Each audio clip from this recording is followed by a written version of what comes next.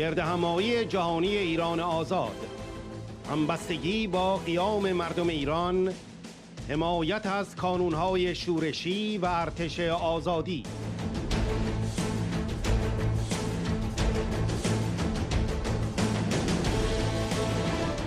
قتل عام 67 و ضرورت حسابرسی از سران رژیم به جرم جنایت علیه بشریت.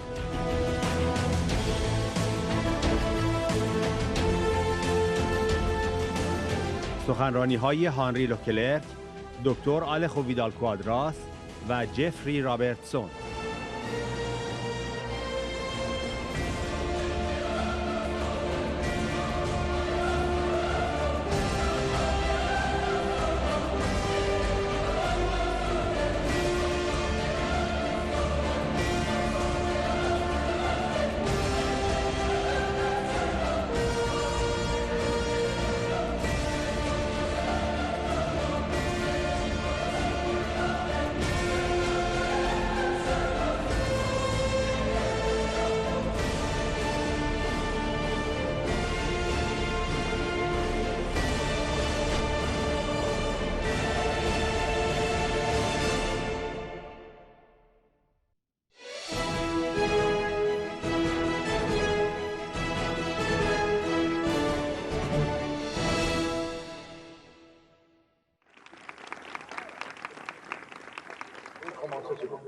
Mes chers amis, bien sûr, je parle ici en tant que président d'honneur de la Ligue des droits de l'homme, mais aussi comme avocat. Je ne peux oublier le combat que nous avons mené depuis 2003. Ces réunions ont commencé peu après, et tous les ans, pratiquement, nous nous réunissions pour dire quel était le scandale des poursuites en France contre un certain nombre de personnes, dont Mariam Rajavi. Ce combat a été mené jusqu'au bout et je pense que lorsque, 10 ans plus tard, le juge antiterroriste Trévidic a dit qu'il ne fallait pas confondre le terrorisme avec la résistance à l'oppression, que certes, d'une part, on ne pouvait pas reprocher à ces hommes et à ces femmes des actes précis de violence, ou quelque acte de violence, mais qu'en plus, leur action était une réaction, de protection, de résistance à l'oppression, qui était celle d'un régime qui, lui, terrorisait son peuple. Et je crois que c'est la première chose.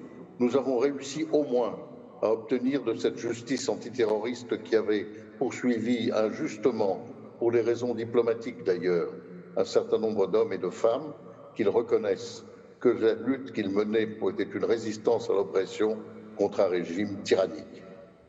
Nous savons qu'il y a des lieux, et l'Iran en est un, et particulièrement un, où il n'est pas permis de parler et où la croyance est utilisée comme un instrument.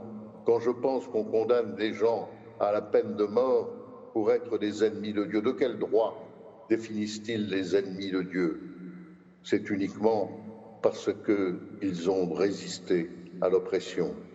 Et il est évident que quand on évoque actuellement, et on l'évoque aujourd'hui, je trouve que c'est bien, ces massacres de 1988. Quand on sait toutes les exactions qui ont eu lieu, quand on sait ces massacres, l'Iran a toujours attiré notre impression, notre lutte. En ce qui concerne l'Iran, nous arrivons à un summum de crimes contre l'humanité qui s'enchaînent, d'hommes et de femmes qui sont exécutés. Et cela n'arrête pas, bien sûr. Il y a ceux de 88, les disparus. Pas seulement ceux qui ont été même condamnés à mort, tous ceux qui disparaissent. Vous savez, les disparus, c'est terrible. Parce que les disparus, on ne sait même pas où est leur dépouille. Leur dépouille, elle est dans notre souvenir. C'est notre souvenir, c'est notre combat actuel qui est leur sépulture. Et il faut effectivement le savoir. Or, rien ne s'arrête en Iran. Les condamnations à mort, il y en a tout le temps.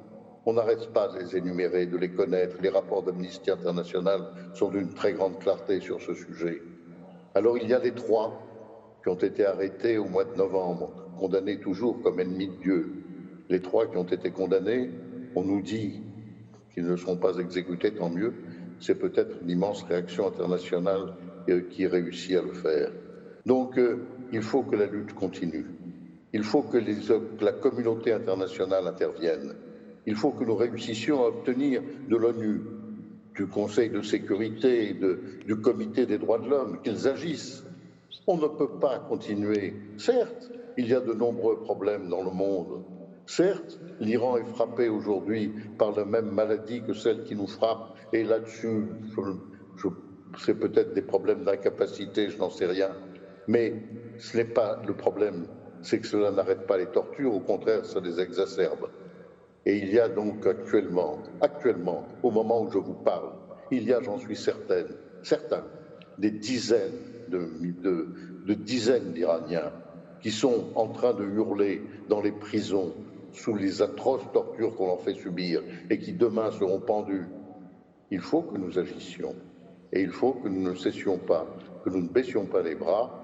Il faut que nous réussissions enfin à dénoncer, à ce qu'au moins tout le monde sache ce qui se passe dans ce pays pour que cesse cette abomination.